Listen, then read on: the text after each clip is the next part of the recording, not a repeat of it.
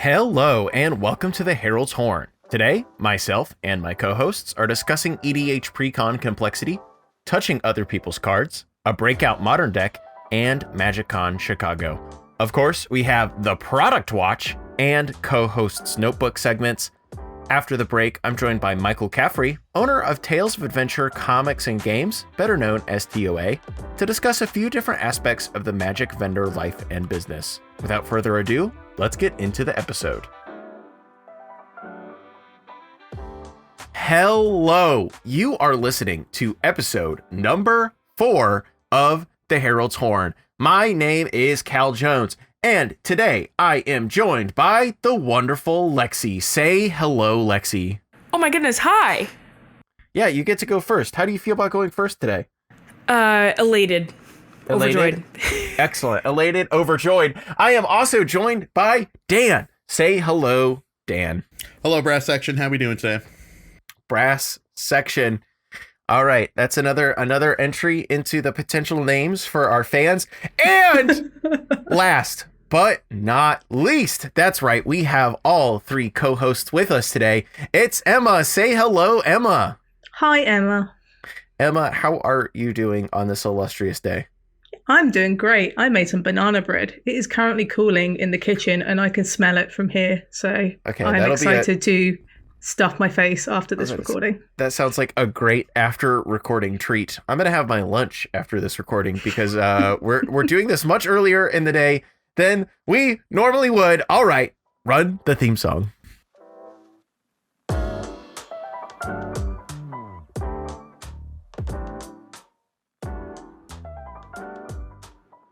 And welcome back to the news. We have a whole lot of exciting things to talk about and 3 co-hosts who would love to offer their extensive opinions about them. So we're just going to jump right into it. Of course, once again, much like last episode, there were more huge competitive tournaments over the weekend.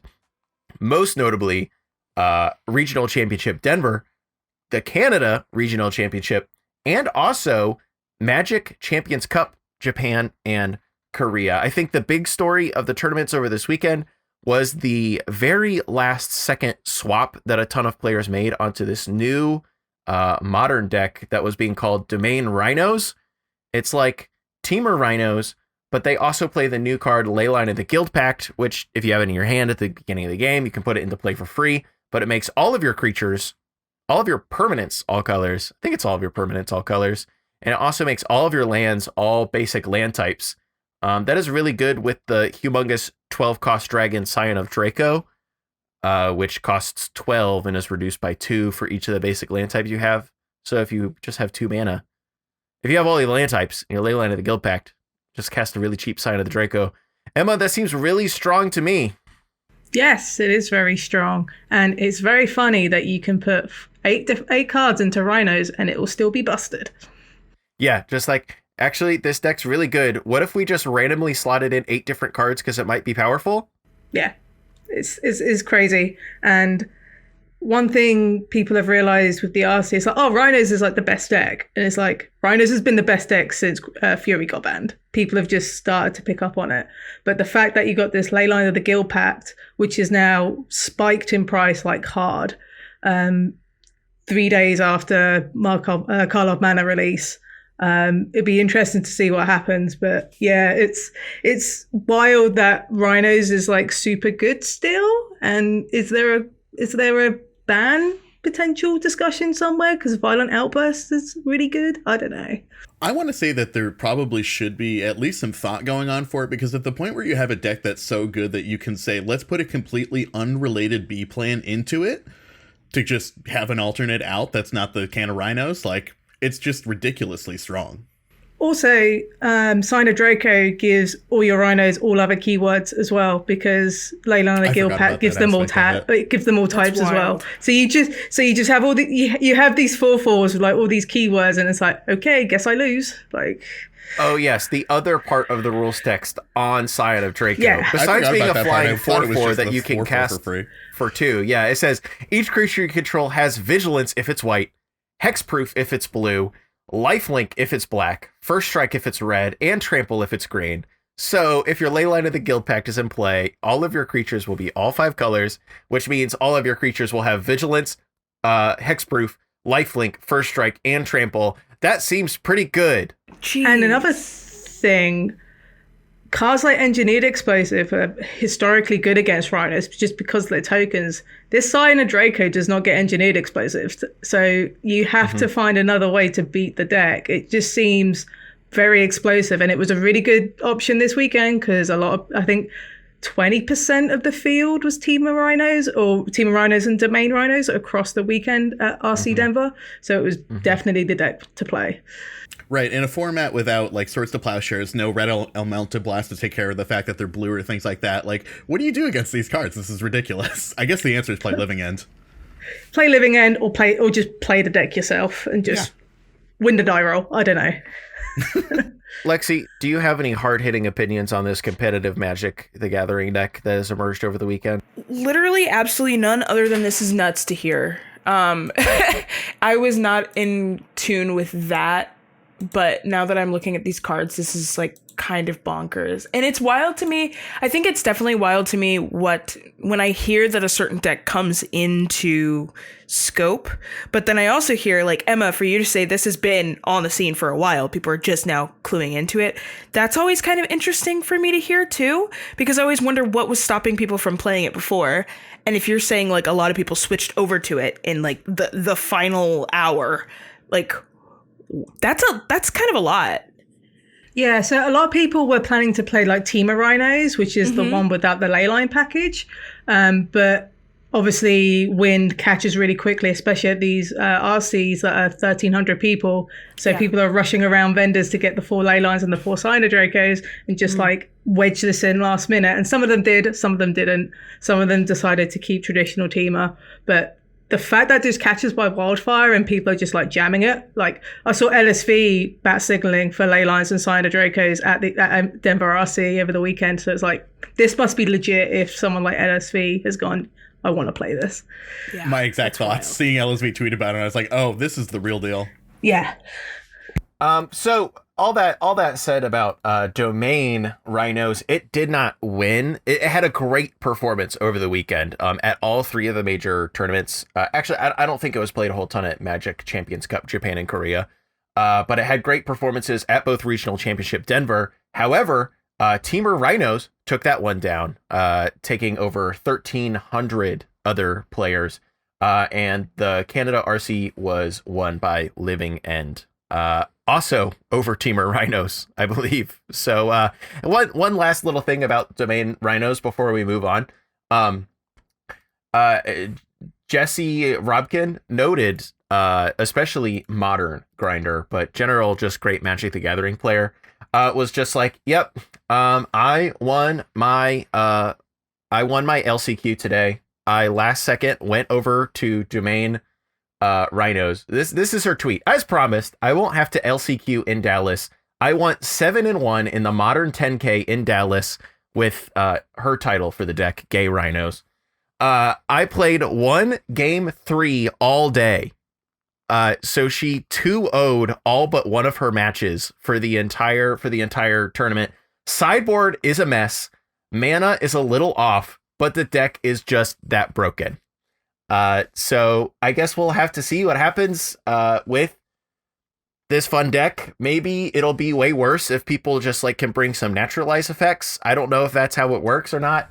It seems pretty bad to have to remove a Leyline of the Guild Pact so you can then remove a Scion of Draco, because the Scion of Draco has hexproof if you have your Leyline of the Guild Pact in play. And then you're just gonna get killed by 2/4/4 Rhinos anyway. Yes. So Lexi, the thing we kind of missed out on here too is that like the base of the deck, the base unfair thing that the deck is doing is it just casts one of its multiple 3 CMC spells that cascades into a free spell, which makes 2 4/4 Rhino tokens.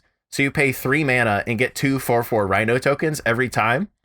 And that's the floor. And so they just found more broken things to do in the deck besides that. And then you have the Surveil lands from Karlov Manor, which are also really good in Rhinos because it gives a little bit of agency, because Rhinos is just typically bad at that. So surveilling away a card is basically drawing it because you just draw quicker into your Cascaders. It's like, everything's coming up Rhinos, apparently. Dang. So you need Oh two my Boseijus goodness. to beat your opponent with a Scion and a Guild Pact, and then you also put them up 2 lands. So just absolutely stellar plays. Perfect. And you've just Yep. lost 2 cards. All right, enough about all these Rhinos. Oh, I also should mention Magic Champions Cup Japan and Korea was also won by Living End. Classic. Oh, I already mentioned that. Okay. Notably, the winner of Magic Championship Cup Japan and Korea lost only 1 game in the entire top 8. So just like pretty much 2-0'd the entire top 8. That's pretty cool. All right, moving on to some other topics really quick. Over this last weekend, toward the end of last week, MagicCon Chicago badges entirely sold out. As of right now, if you want to get into MagicCon Chicago, as we are still nearly 2 full weeks out from the beginning of the event, I guess about a week and a half-ish now out from the beginning of the event, you cannot attend MagicCon Chicago if you want to. If you do not already have your badge, too bad. I'm happy I have my badge. I know Emma has a badge, I'm sure, because Emma is flying to the event. Yeah. Me and Lexi are pissed. Yeah. Lexi Angry. and Dan do not have the option to come if they want. Lexi, how do you feel about not being able to come to MagicCon Chicago? You do not have a choice anymore. I don't really have a choice. But when I say, like, it's odd because MagicCon Chicago, when it was announced, I had a lot of, oddly enough, like TTRPG people actually saying they wanted to go. And so I'm excited to kind of see and watch as a bunch of TTRPG people who I don't think they've ever been to an event. I just kind of want to see what their outlook is as they go to these events and see what it's like to just, obviously people like jam games and stuff, but also there's just a lot more to Magic. And I think I'm excited to just kind of observe in the looking glass. But as for me, I am sad that I cannot be in Chicago. I'm a little sad. The tiniest bit. Dan, you are not making the 25-hour drive to Chicago. Why? No, nor the 87-hour walk. Oh, okay. Emma, you are, however, making the 80-hour flight. What is inspiring you to travel from the grand old country to... The grand old country? Debatable. Okay. What is inspiring you to fly all the way to MagicCon Chicago? As one of the select many few that managed to get a badge. It's less inspiration and more that I am going because TCG Player are asking me to go. So it's a work weekend, so I'm going to be covering me and a few others. Trip. It's basically a work trip for me, so I'm going to be covering some events. I'm going to be checking some panels out, interviewing some people. Going to be running around. I'll be at the event. If you see me in a TCG Player shirt, feel free to say hi or whatever. But yeah, it's a working event for me, unfortunately. If Emma is not in a TCG Player shirt, leave her alone. She is off the clock. Yes. She does not want to talk to you. Clocked out. She does not want to. She is on her way to meet one of 55 different people that she said, OMG, we should meet up on Twitter when they said they were going to be at MagicCon Chicago. I think this is the first MagicCon to technically sell out, except for maybe Vegas, like Magic 30, the first kind of MagicCon. I think that one might have also sold out. I think the first one after the pandemic, I think that one sold out. Yeah. But I was just kind of shocked that we sold out, and I'm also surprised. Like I wouldn't be surprised if like on Thursday I heard that Saturday day passes sold out, or whatever. But the entire event, every single pass, even down to the kids' passes, are just all gone. Crazy, crazy, crazy. All right. Speaking of other things that are crazy, somehow on magictwitter.com, we had what might have been the longest lasting discourse of all time. I don't like to talk about discourse too much, but I think this one is a little bit of a special one. And so here's the topic. Here, let me lay the table for you here. You are playing in a game of Magic the Gathering. It could be FNM Draft. It could be the second day of a Pro Tour. It could be your little Wednesday night EDH game. Every single person on Twitter.com had to offer their opinion about whether or not when You see a card you do not recognize. Do you ask permission to pick up that person's Magic card? Lexi, do you want people touching your Magic cards without asking you, even if you're going to say yes every single time? No, I think it truly depends. And I read this post and I was like, I mean, honestly, I was kind of like, dang, they are spitting. Mainly, but I also think that's because a lot of people, because it is courtesy, will do it rudely and you can't say anything about it because it's fine. It's like accepted in culture, like our like table culture, to be able to just pick up cards. So I have definitely played with strangers who have done it rudely because they were mad about their game being. I've never had a stranger like pick up a card and like rip it or anything, but like being salty about, you know, someone is domineering the table and then they reach across and they're like, what does your card do? What does that do again? And it's like, it's just, I think it's one of those things where it's manners. I don't know. I think because it's not abnormal to pick up cards, people will just do it however they want. So I don't think it's wrong for suddenly there to be table culture kind of saying, no, I'd actually like it. I'd prefer it if you ask me first, because I don't care about my card's value, but I care about how the game is going and the vibe of the table. And that's just someone being kind of pouty to me. Shrug. You can't see it, but No, that's a fair opinion, I think. I think that a lot of this really comes from the fact that there is a huge divide on Twitter and in Magic in general between people who play EDH and people who have played other formats, because it is just so not an issue in most in competitive formats to just hand your entire deck over and have someone shuffle your deck after you've done shuffling it for a competitive event to keep everything fair and square. By the rules, you are required to shuffle your opponent's deck rather than cutting it if you're playing at comp. And I saw multiple commenters in the threads of those various conversations being like, oh, I've had someone pick up my whole deck and shuffle it before, and I couldn't believe it. And it's like, well, that's just because you are living a different life than they are living. Yeah. I am personally like a little bit too personable when I'm at the competitive 60 card table. And I don't know. I don't do the grinder thing well. I don't do the like head down and pass priority thing very well. I'm always talking to people. So I personally will be one to be like, hey, can I pick up your card and take a look at it before simply doing it? But I'm also not going to ask a second time. If someone says yes the first time, I'm just going to do it. Unless it's like, you know, like a time twister or something like that. But yeah, for the most part, I don't think it's, I don't know. I can't believe that Twitter was so up in arms. I can't believe it, but I think a lot of Magic discourse and a lot of things that are discussed in the Magic community could be solved by talking and having conversations and having social skills, which is really weird considering Magic is a very social game. Right. And I'm with Dan on this as someone who's played both Commander and like competitive constructed. It's good manners to say, can I have a look at this card? And the first time you do it, that normally means if they say yes, it's like, cool, I can do this again. You know, you got the permission. But at the same time, it is your property, so it's good manners to ask about it. What value aside, you own these cards. Even worse, if you're borrowing a deck off someone and they're not asking permission either, that's your responsibility as well. So just have some manners. Like it literally, it's like a 10-second conversation. It's not going to kill the clock. Like, come on. It's such a non-issue. It is a non-issue. Yeah. Welcome to Magic. Everything's an issue. Yeah, and I think it is kind of a weird. It was one of those weird situations where there were like two different sects of people, SECT sects of people. Thought that was cool for a second. We came dangerously close to me being cool for a moment.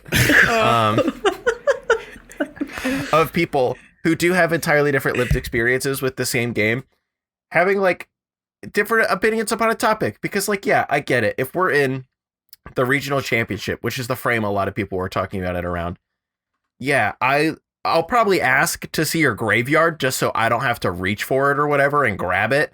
But if you just play a card and I don't know what it does, I'll probably just pick it up and look at it. But if we're in an EDH game, I'm going to ask every single time because the vibes are just different. And I guess this is the kind of gray area discussion that most people on Twitter.com don't seem interested in exploring. It's one of those things. I say this to a lot of people who play Commander. Like, when it comes to actually playing, it's just read the room. It's all you need to do. Yep. And this is a really good example where you should just read the room instead of just thinking about yourself. Just think outwards, because it's cool. What's the vibe of the pod?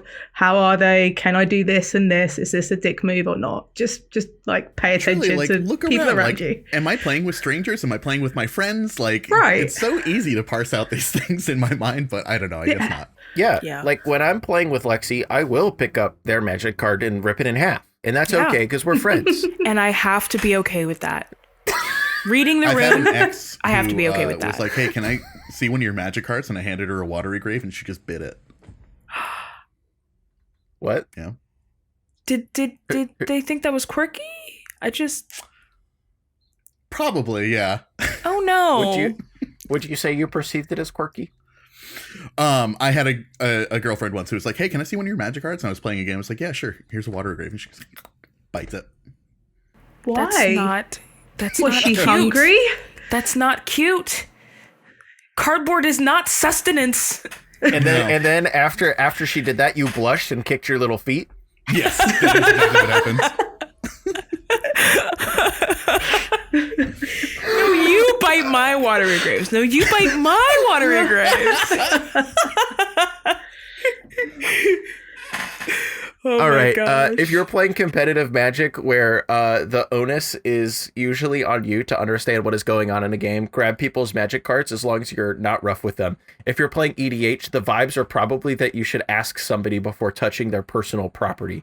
All right, moving on. Speaking of EDH, one little topic of conversation here. This is less the news. Maybe it's the opinion corner or whatever. I don't like how complicated EDH precons are getting. There's a lot of complexity creep in EDH precons, as there has maybe been complexity creep along Magic the Gathering as well. But as Magic makes more and more complex cards over time, those cards filter into being reprints in Commander decks. And as cards, as was said in the last episode with Jim, as casual play design focuses more and more on making niche, powerful cards in the EDH precons, rather than more powerful, generically cards in the precons, that usually requires more words and more complicated concepts to be made niche, powerful. And as a result, I felt like, especially some of the latest round of precons or the last round of precons, I've been shuffling through and I'm like, there's a lot of words on these cards. There's a lot of actually just like more complicated mechanics on these cards. And these are often what people will be shuffled towards now if they want to start playing Magic the Gathering. How do you start playing Commander with your friends? Well, if you pay 35, 40, 45 bucks, you can start playing Commander with your friends. The problem is these already complicated 100-card singleton decks in what is actually a very complicated format. I don't think that's talked about enough for getting people into EDH to start playing Magic. But the least that could help with that is some easier decks. And I do know there are, they did make a line of EDH decks for new players, but I think those just like immediately evaporated into the aether. I don't think I've ever seen them for sale. Everyone that was invested in Magic like poo-pooed on them when they were released. So I've never thought about those again until this moment. They do exist. I don't know if anyone's recommending them to anyone. I honestly didn't know that they existed, but it makes sense that I've never heard of them, because who do they appeal to? Like, not anyone with a voice on Twitter or anything like that. You know, it appeals to people who are definitely not on Twitter talking about Magic. They're definitely have never talked about Twitter on any online platform before. Yeah, exactly. I don't know. I've felt this even ever since, like, I decided one of my friends, Blake, was interested in playing Commander with me. I said, awesome. Let me grab a random precon. Just like, let me tell you about some different precons that I still have in the box unopened. And you will decide which one you would like to play. And he was like, perfect. The mutate one sounds cool. Uh-oh. Ooh. Oh, boy. Uh-oh. Uh-oh. And so that might be an outsized example. And that was a while ago too. Ikoria is not a recent Magic the Gathering set by. And you have the same issue. It's just like it doesn't have to be mutate to be the most complicated mechanic in the world to be completely confusing. Like basically the idea of bringing your friend to play a precon with you is like sitting your friend down and being like, here is 60 flashcards with trivia about a country that you've never heard of and half of the words are made up. Okay, now remember them and remember how they all work together during this like hour and a half gaming experience. Like it's just impossible. Yeah, I feel like definitely, I think that the biggest shtick about precons is that they automatically come out swinging with keywords attached to a lot of the precons. And so you can't just sit someone down and teach them how to play EDH. They also have to, like, I'm thinking about the Maestros precon specifically. I'm thinking about, like, the Warhammer 40k precons with all of those keyword abilities I've never heard of. Yeah, or even like in Ikoria, oh my gosh, what was our beetle buddy? I can't remember his name. But he brought keywords from the graveyard to the battlefield. And I struggled very hardcore, like first getting into EDH because you are learning the game of Magic, but then also you have to keep track of this one word that doesn't mean anything to you. You have no context for what it means, but it's somehow written on every card badly. Like they kind of use mid cards with the effects, so you're not really sure why you would need to dredge. Why do you need to, find a clue? What is this stuff? I don't know. It's not super easy anymore. Based off the EDH decks. No, I think largely a big part of the beauty of Magic is that it is a very simple game at its core, like just throwing a hill giant into another hill giant until someone gets a third hill giant. That is, I think, I now hugely brushed over like fun part of Magic is just basic combat math. Like now everything is very centric on keyword abilities and doing new novel things that we've never done before, which is great. And like that's how you keep the game fresh and keep the game going.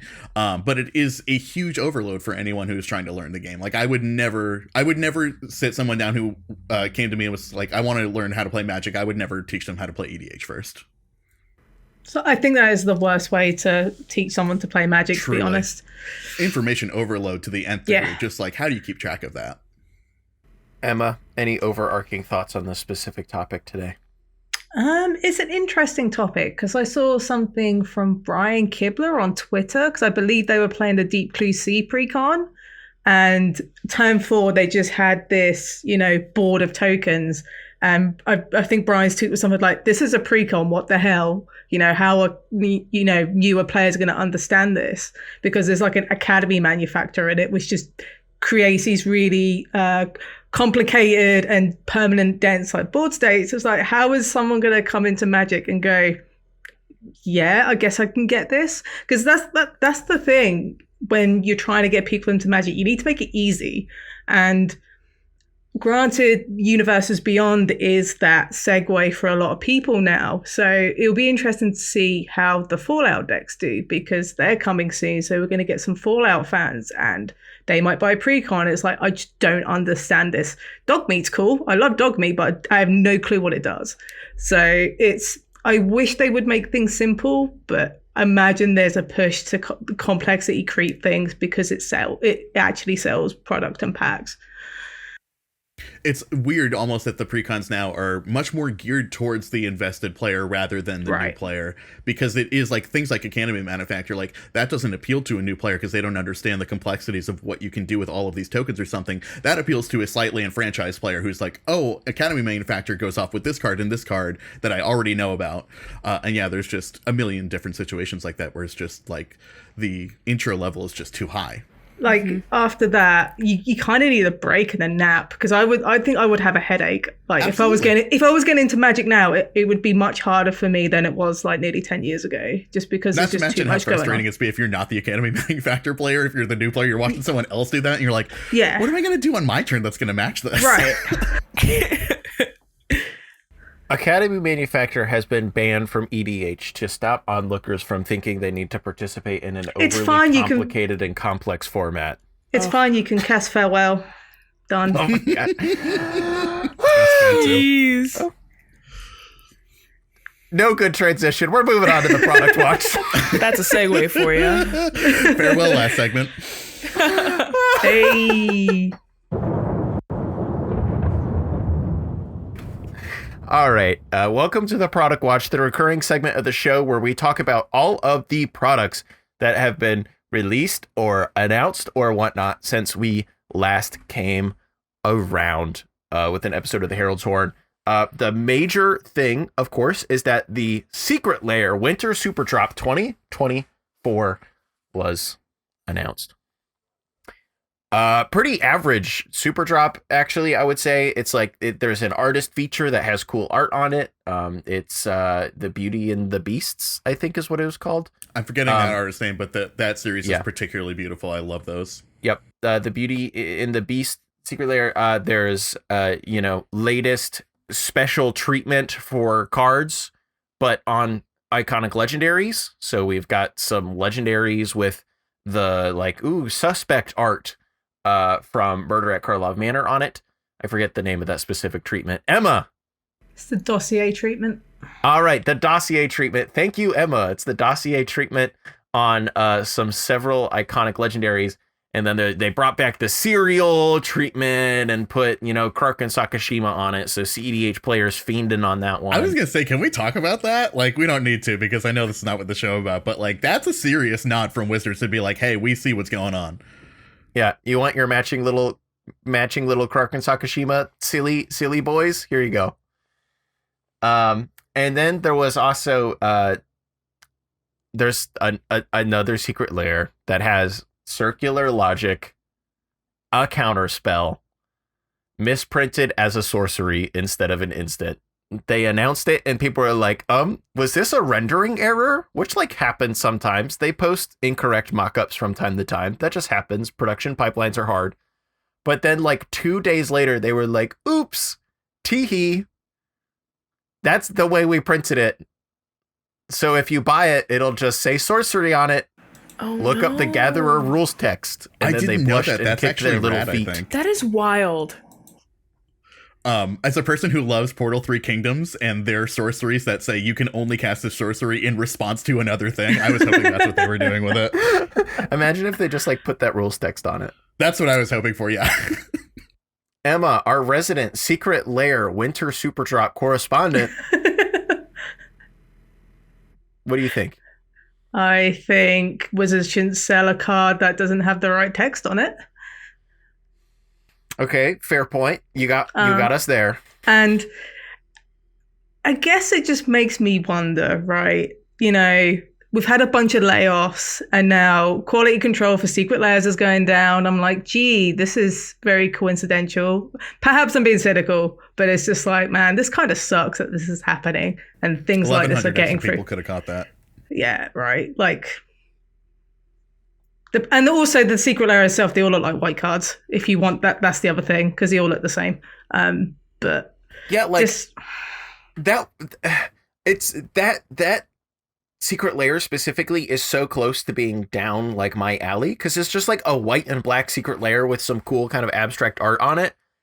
And even I'm not that interested in it. I feel like me, number one weird card enjoyer, number one monochrome guy, I'm not interested in the weird monochrome Secret Lair even before they announced that it had a major game breaking misprint on it.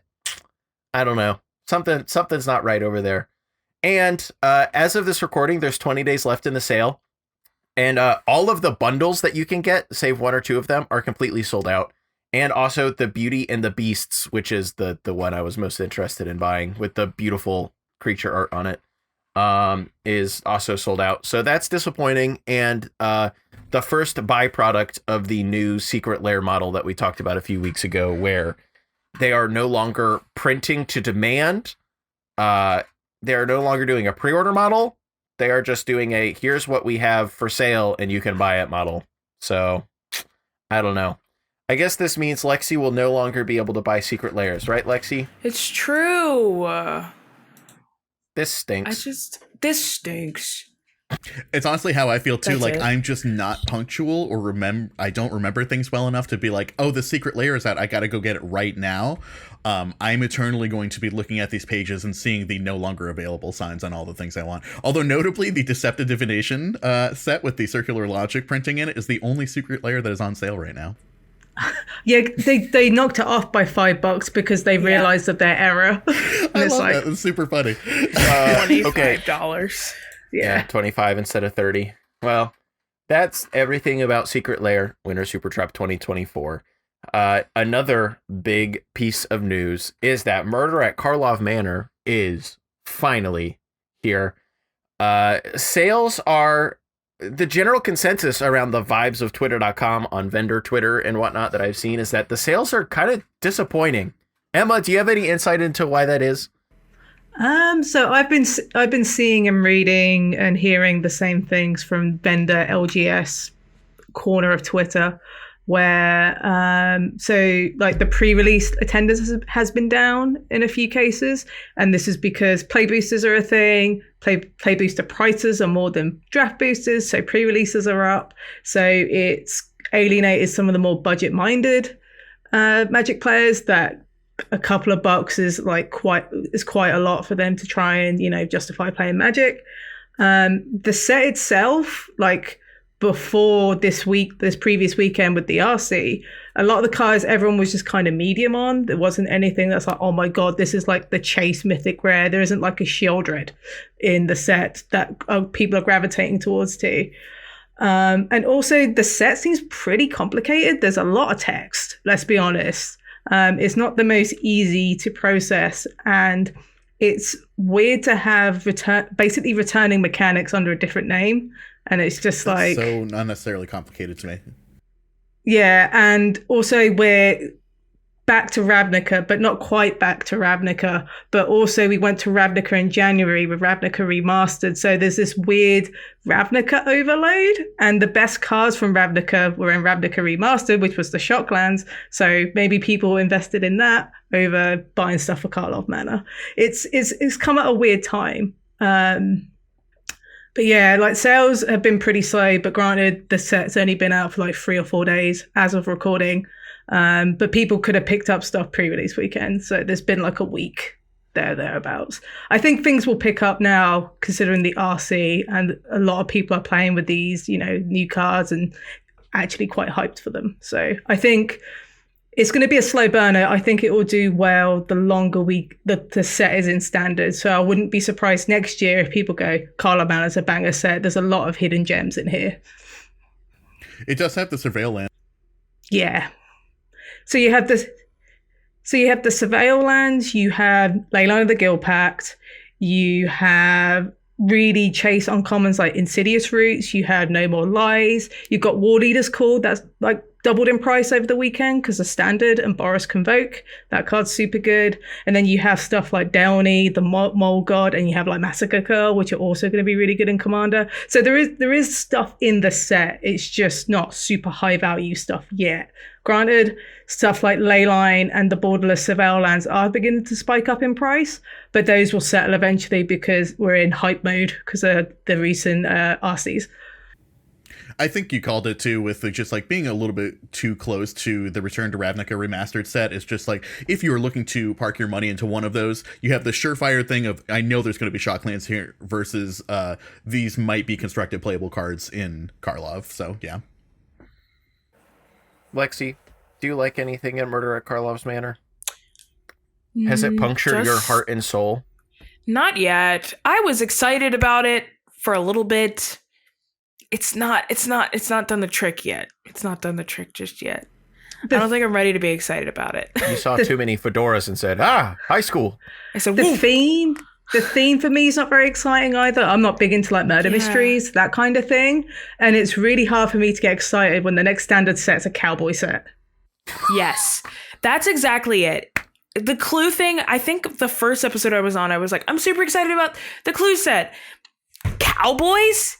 You're kidding me. Mm-mm. We're finally getting our Yeehaw set. Yeah. Exactly. Well, yeah. It's like, all right, here's the murder mystery set. Okay, cool. But then we get the cowboy set, and then we get the red wall set. Come on. Right. No, I mean, yeah, murder mystery I think is just, it's a little too on the nose, a little too dated of a concept, I think, to really hit home so hard. And again, I don't know, I just don't think that they really brought it there with the individual cards to like make me so invested in a murder mystery.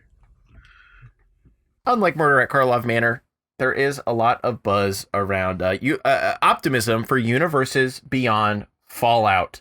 Lots of cool new cards they've already shown off. Solid IP with a lot of like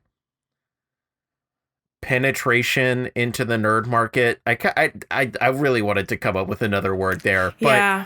You seemed unhappy saying it, yeah. yeah, Yeah. it's the given parlance, I believe.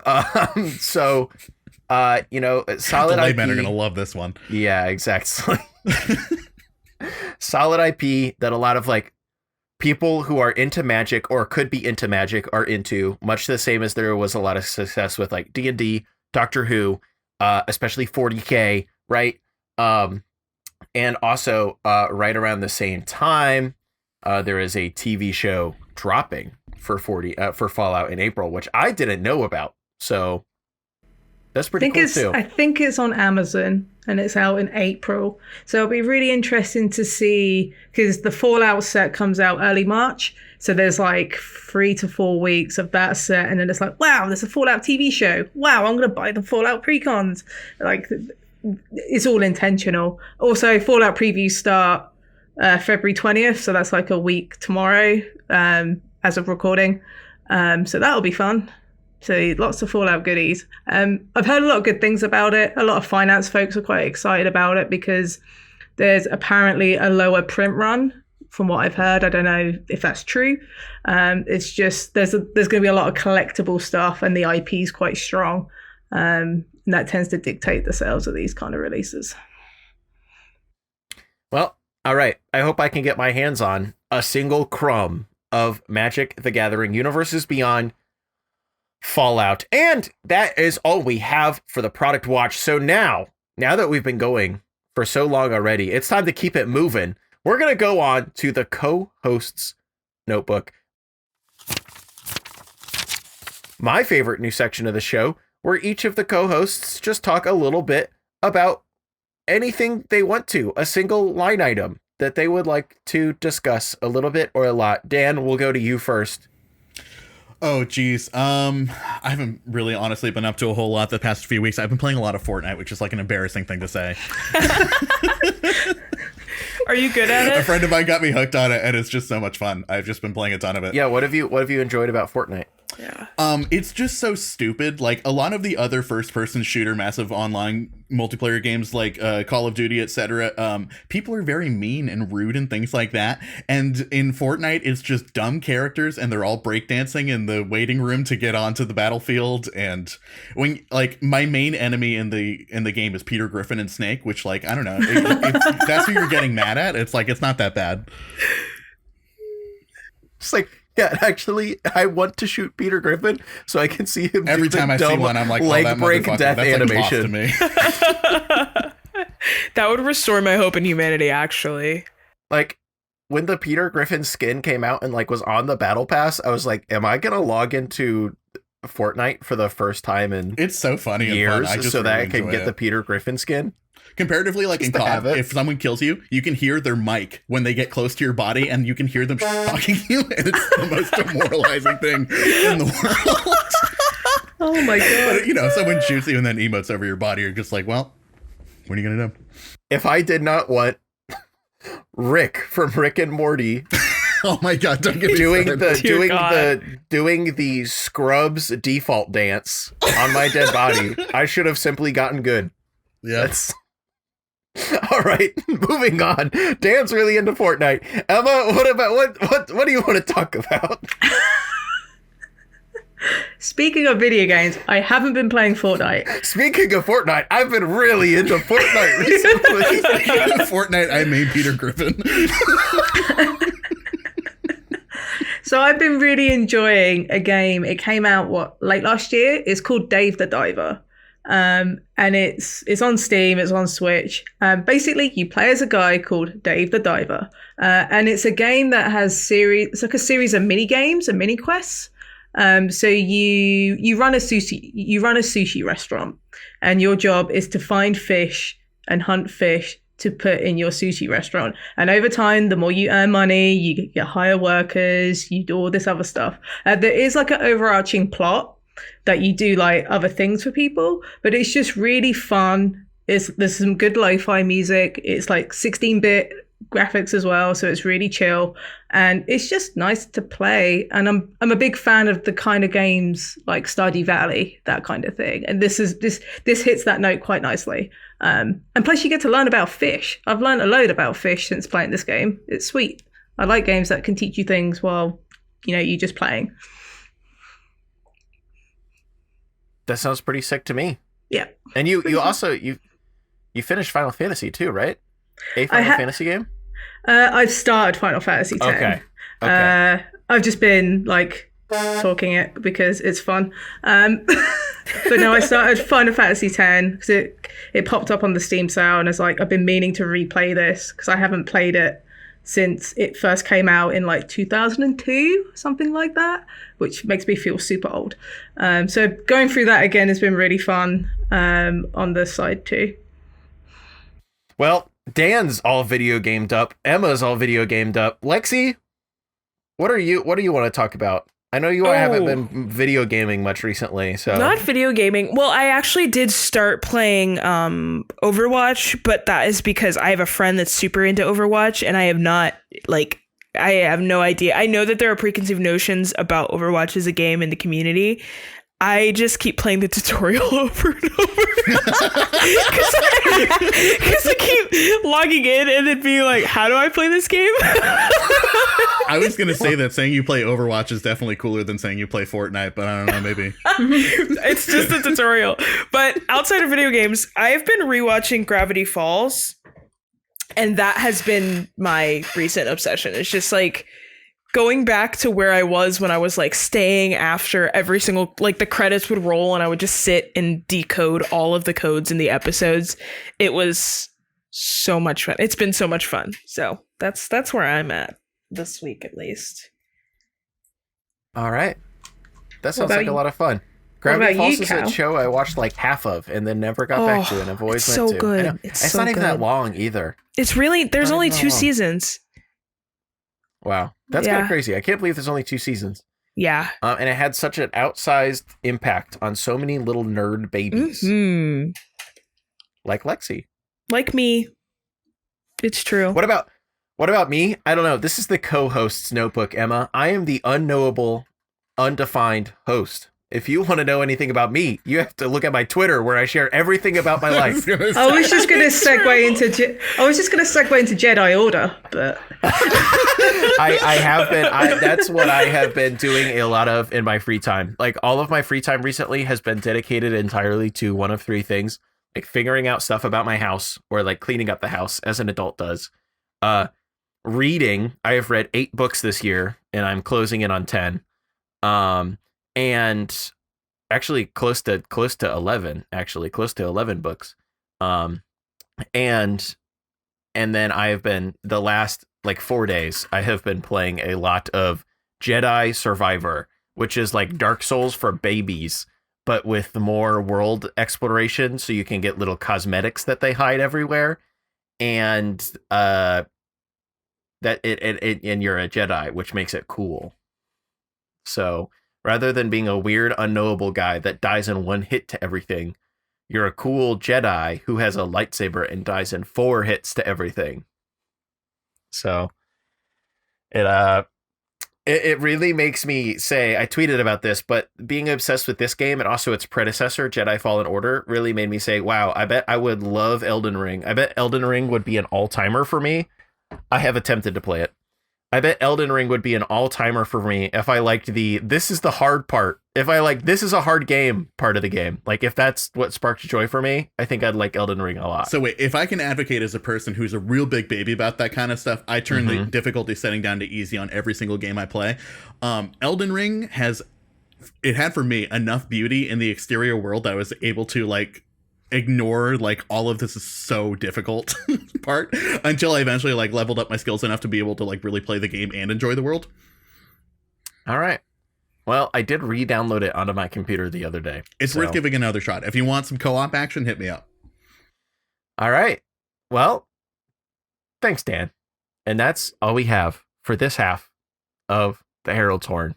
Nearly an hour of 3 co-hosts chopping it up. What else could you want out of life? Stick around after the break when I will be talking to Michael Caffrey of TOA Magic. Eternal lives here. That's the whole name of the whole name of the shop. Thank you so much for joining me, Lexi, Emma, and Dan. Do any of you have any one last thing to say on your way out? Be good to yourself this week. Stay gnarly. Remember to take a nap.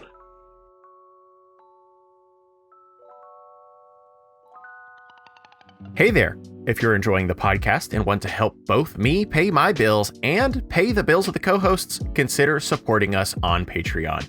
For just $5 a month, you can support the content you care about directly, officially becoming a trumpeter, or whatever the official Herald's Horn fan title ends up being.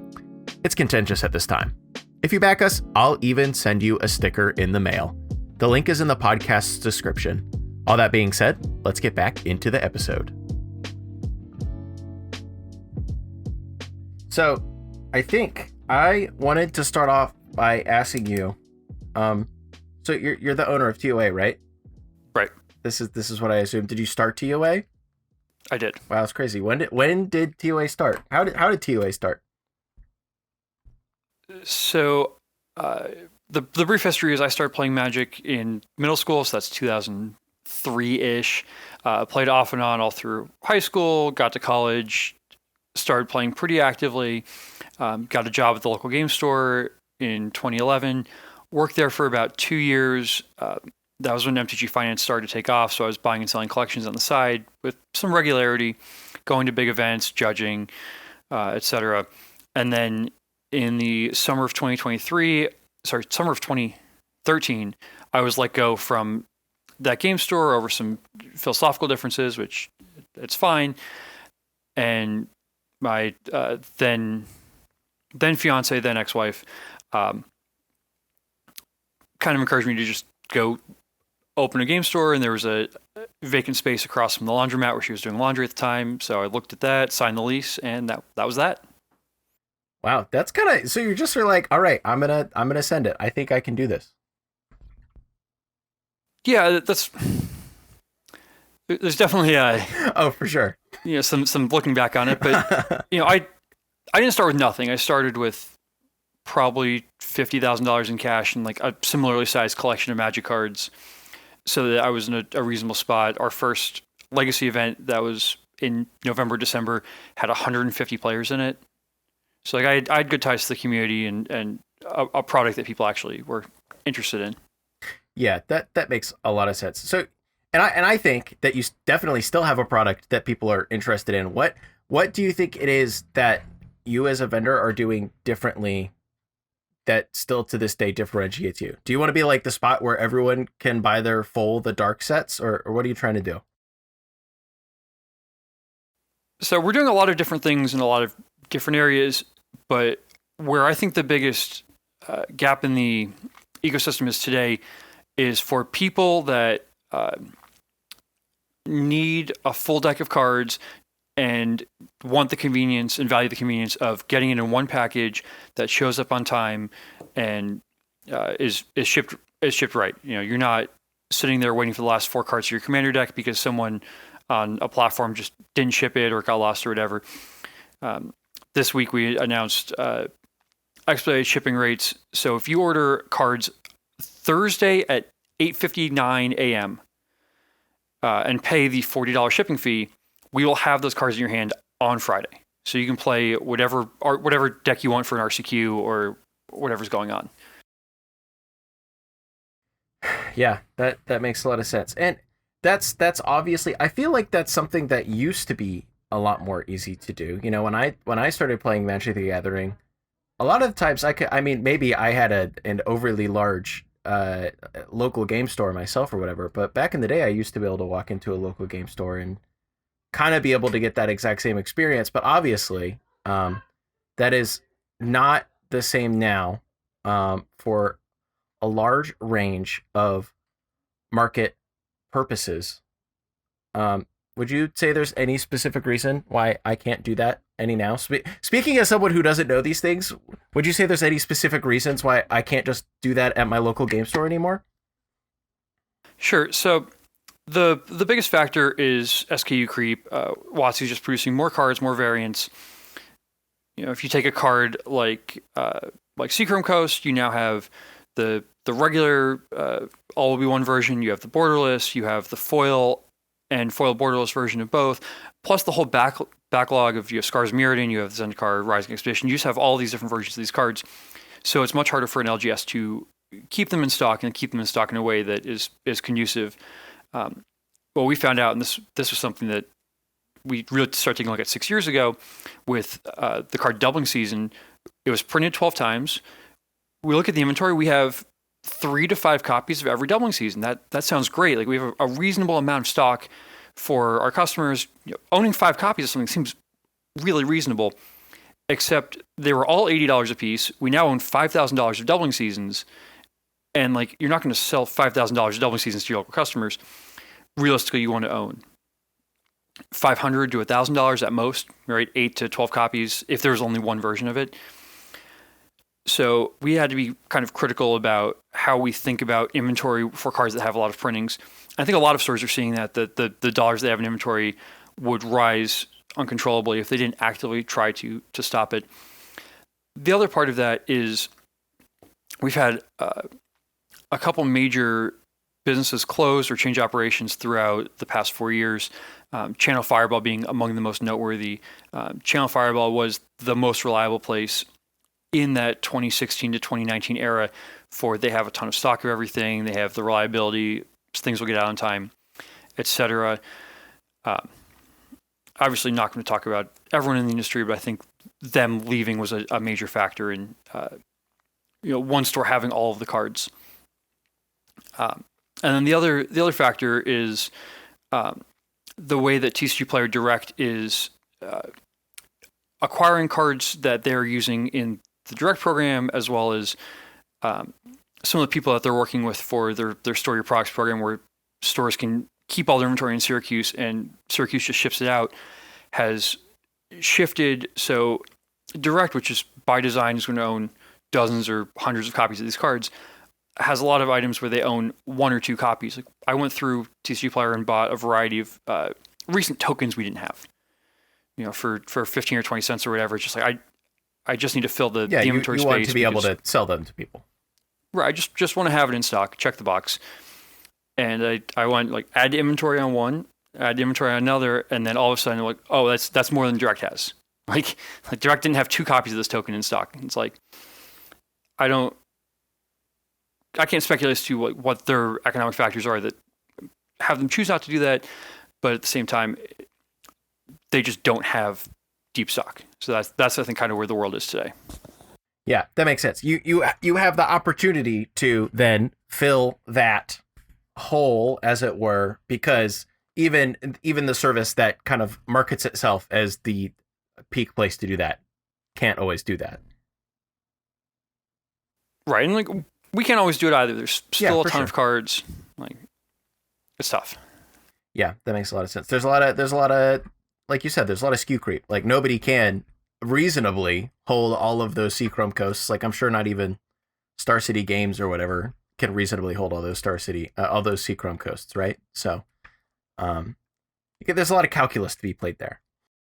There isn't, like, buying is largely predictive, and you kind of need to be speculative about it, because if you're buying the deck that was good last week, you're going to end up with a lot of copies of cards nobody wants in 2 weeks when they all show up in the mail.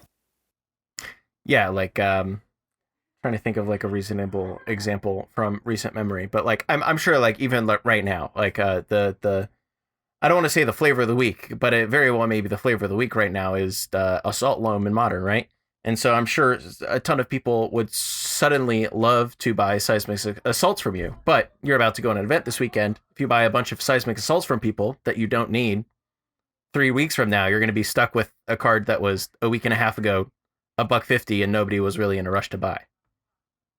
Right, or even when Fury got banned, there could be copies in the mail to any major vendor, and the vendor kind of just has to say, well, we agreed to buy them. That's the way this world works. Yeah, that certainly makes a lot of sense. And I guess a lot of that is made more difficult by the act of buying through the mail, which then I guess I want to shift gears a little bit here. I think one of the most interesting things to me about TOA as a business is that I have been to a lot of Magic the Gathering events, specifically over the last few years, and you guys at TOA are almost always the booth that I can count on being there. And I'm just like, oh yeah, there's that big purple booth over there. I know who those guys are. Is there a certain appeal to you to being at those events to get access to people buying and selling? I mean, apparently there is, but what is the appeal to you being so many events? So doing so many events is almost a function of doing some events. Once you get all the pieces in place, you're really incentivized to keep going, keep things moving. We were looking at how we handle maintaining an inventory to do these shows, and we bring a lot of cards. That's all just part of it. But you can't bring tens of thousands of dollars of cards that are going to sit in a box 28 out of the 31 days in the month. Right? You need to have these cards in front of people, available as often as possible. So that's kind of why we make the decision of, hey, any reasonably mid-sized event, we're just going to go to it because we've done all the hard work, right? We have the stuff people want. Yeah, you've already done all the prep for the event. You know what cards you already have packed up. It would be just as much work, if not more, to unpack them than it was to pack them in the first place. You might as well just keep the train rolling.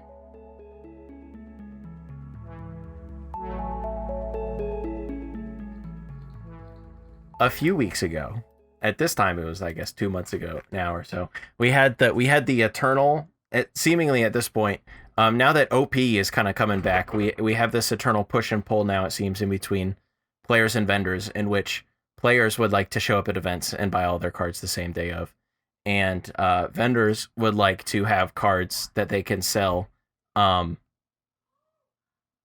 They'd like to make money on the weekend, so they have to bring cards that they can sell. Is the only solution there? Is like the only solution there $8 uncommons? Is that kind of just how it has to work? So bringing cards to events is just a challenge in and of itself. Yeah, for sure. And especially these events where people are flying in, or you're not driving a big van to them. The real answer is figure out what you need a couple days ahead of time. Order it from one of the vendors who are going to be there. We have regionals Denver this weekend. Obviously, by the time this goes live, they'll be in the past. We have 172 on-site pickup orders for Denver. That's pretty awesome. People have decided, I need this. Yeah. And when we talked about the niche that we're trying to fill and how we fit in, like that's a big part of it is we want people to know any big event you're going to, we're going to be there, pre-order your cards, we'll have them, everything will be great. Is the answer $8 uncommons? Like, almost certainly yes, if you're going to expect someone to just guess what you need and bring them. Yeah, just randomly bring random uncommons for standard. Yeah. You know, like this becomes a math problem, and it's not pleasant to try and think about because you know, if you think about how many interactions you get in a day of people asking you for a card, if you decide, okay, I'm going to bring a lot of stuff, I'm now going to bring an extra staff person to facilitate that, and you sell 500 cards at $2 a card.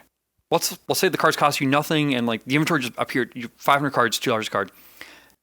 That doesn't pay for the staff member in the first place, or does it pay for their hotel or flight expense?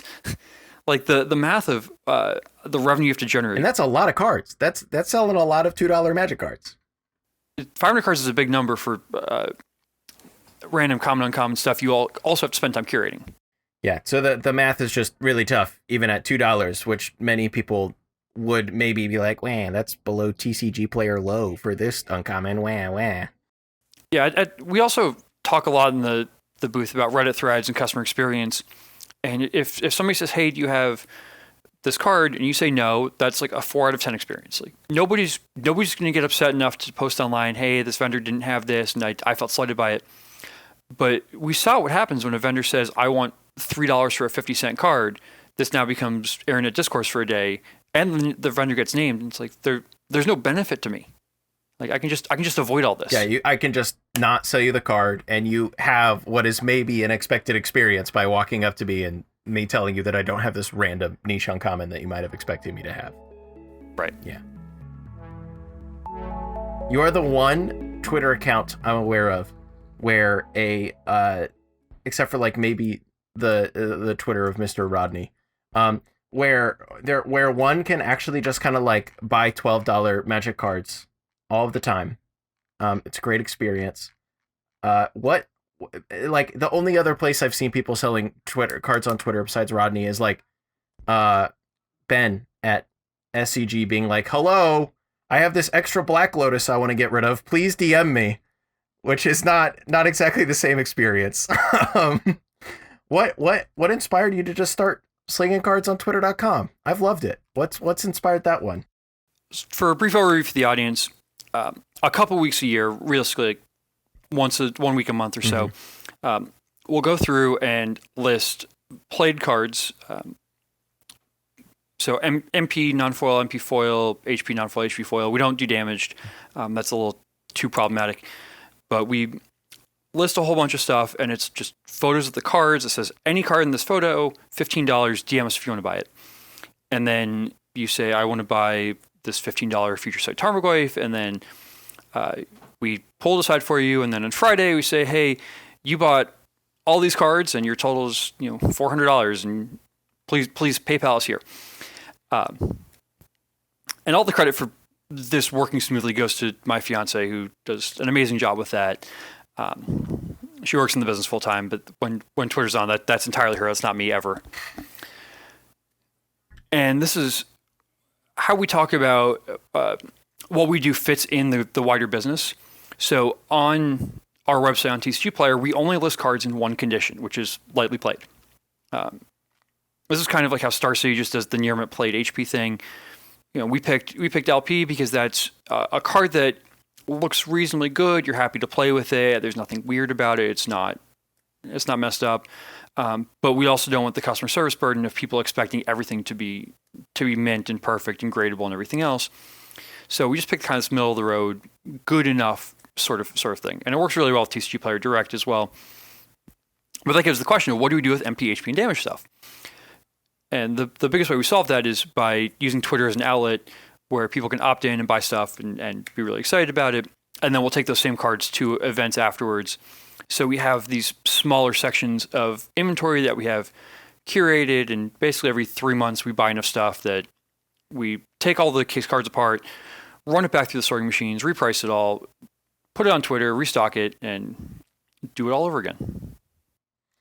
Yeah, that makes a lot of sense. Just like a good way to get a lot of your cards that you might not sell on TCG Player or whatnot to a larger audience. Before we started talking, or maybe when we were recording, I don't recall exactly, but there was I said that TOA was perhaps a mid-sized Magic the Gathering vendor, because there are like obviously very huge stores like Star City Games in the past, Channel Fireball. And there's obviously a ton of what you might call like small vendors, especially on TCG Player, like single people selling cards or smaller LGSs selling cards and whatnot. But you're somewhere in the middle there, I think. What do you think is the biggest problems today that face specifically mid-sized vendors? As far as advice for people in general, I think the biggest challenge is realizing that you have too much of your total assets in one particular SKU or group of SKUs. If you see that you own 12 or 15 copies of a card, like that's a problem, and you need to find avenues of solving that. Most often just by listing it to somebody else, or thinking about how you're pricing it in the wider market. But it's really easy to just accumulate too much stuff. I was working with another LGS, and they had said, yeah, we like have this process where the 100 or 1,000 most played cards in Commander, we pull aside and put in the store. And instead of just listing everything on TCG Player, and it's really helped the store. It helped us have inventory. It's really good. But our TCG Player sales are really suffering. And it's like, that's kind of illustrative of you are having too much money in this top end or this one grouping, and like you need to keep the cash flow or just be aware and be balanced and decide, I want to have $30,000 in singles for my store, which isn't a crazy amount of singles. That's like roughly one copy of everything modern and legal, maybe.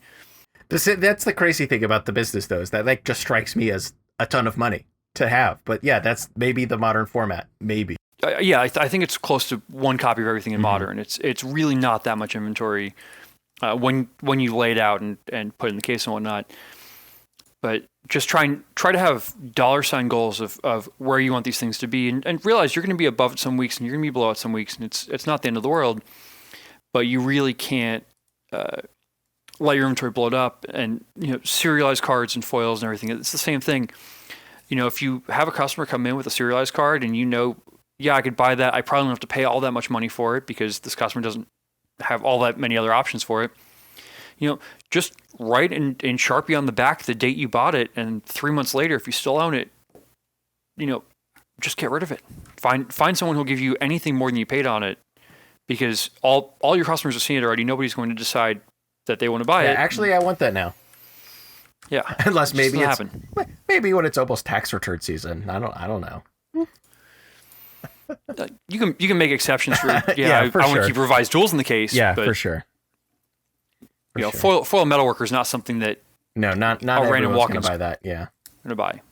Yeah, that certainly makes sense. Is there in that kind of vein, like I just said, I would, if I looked at an average store, I wouldn't automatically clock that they maybe do just have tens of thousands of dollars sitting in the case, right?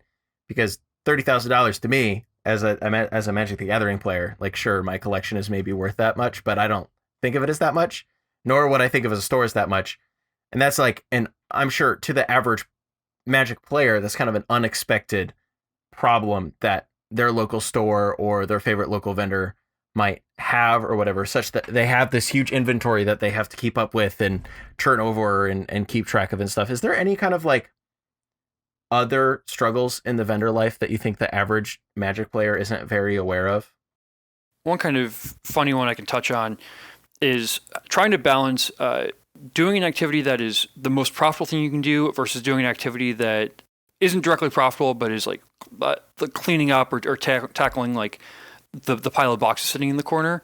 And oftentimes I find myself forcing myself to do the thing that is less directly profitable, knowing that's going to be way better long term if I just deal with the thing. So many tasks beyond just the I'm sure a lot of people think of vending Magic cards. It's like, oh, you buy the Magic card for 50% store credit, and then you magically sell the Magic card, and you have made a 60% effective profit. And that is the business of Magic. But there's actually a lot more involved than just that.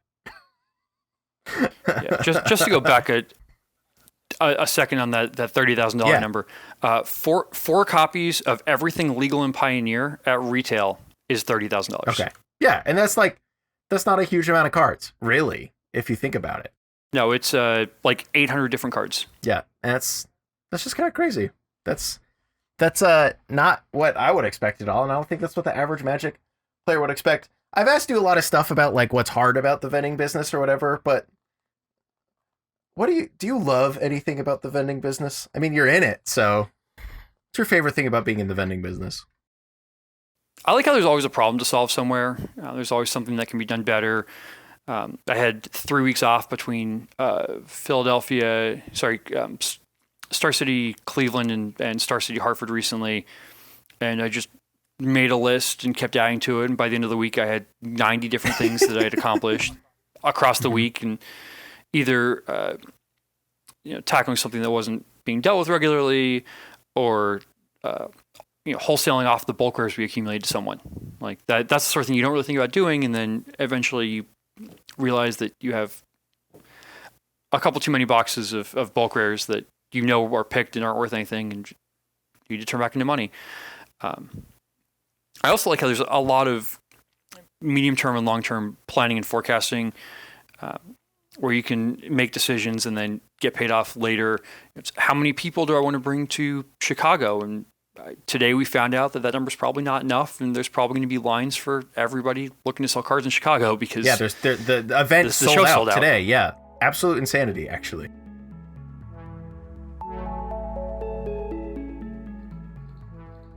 Somehow we've already been chatting for almost a half hour, so I guess I'm gonna pull it to a close here. So I would love to know your favorite and your least favorite ways in which Magic the Gathering is currently being handled from your perspective in your business.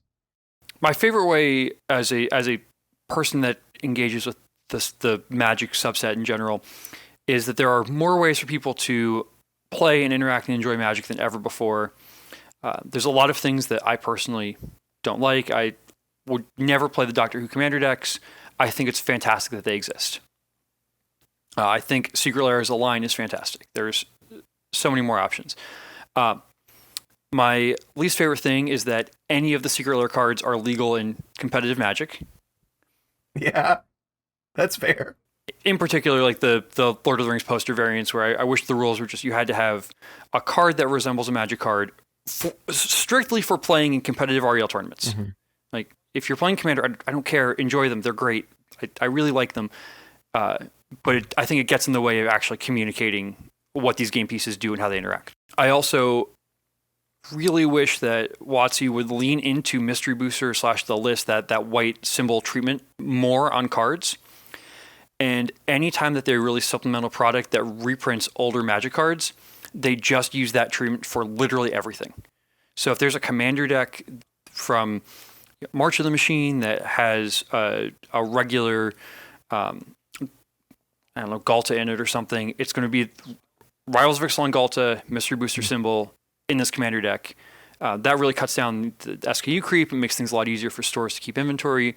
And he gets to tell every Magic player that opens that deck, oh, this card originally came out in 2012 or 2018 or whatever. There's a whole set of other dinosaur cards. Like, you can explore all of Magic by seeing that these cards exist in a historical context and not just, this is the box that I got. And now that you have told me about that, I would love for that to change too. That sounds like a cool concept.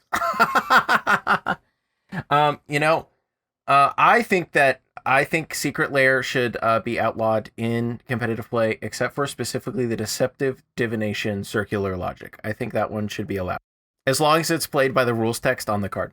Yeah, absolutely. Sorcery Counterspell seems great. I was trying to think if you could madness that in response, and I guess it probably still works with madness. Yeah, you can still cast it for its madness cost, I think, even though it's a sorcery. But I don't know. Well, Mr. TOA Caffrey, I appreciate you joining me for this scant half hour, and thank you for answering my wide random assortment of vendor-related questions. I appreciate it a lot. It's great to chat. Thank you for having me.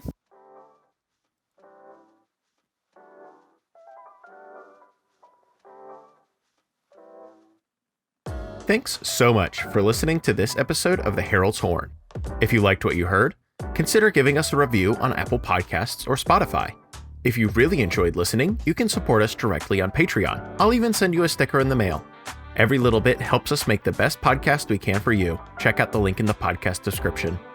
Herald's Horn is hosted, edited, and produced by me, Cal Jones. The co-hosts are Emma Partlow, Lexi, better known as Black Girl Mage, and Dan, better known as Moderately Anonymous MTG.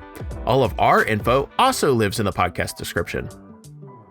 You can follow the podcast on Twitter at Herald's Horn and any place else you can find us too.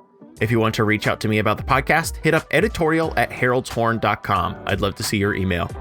Thanks again for listening to The Herald's Horn. We're having so much fun creating it. See you in 2 weeks.